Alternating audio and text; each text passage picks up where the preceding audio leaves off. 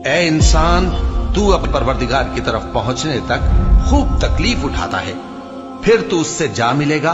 अब जिसका नामा अमाल उसके दाहिने हाथ में दिया जाएगा, उससे हिसाब आसान लिया जाएगा और वो अपने घर वालों में खुश खुश वापस आएगा।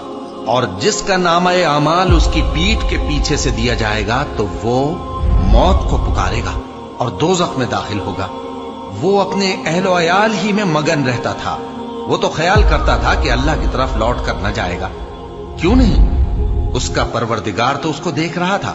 सो मैं शाम की सुर्खी की कसम खाता हूं और रात की और जिन चीजों को वो इकट्ठा कर लेती है उनकी, और चांद की जब वो पूरा हो जाए कि तुम लोग दर्जा बदर्जा जरूर चढ़ोगे।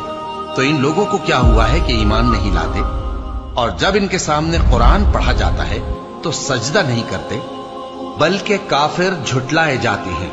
और अल्लाह उन बातों को जो ये अपने दिलों में छुपाते हैं खूब जानता है। तो इनको दुख देने वाले अजाब की खबर सुना दो। हाँ, जो लोग ईमान लाए और नेक अमल करते रहे उनके लिए बेइंतहा अज्र है।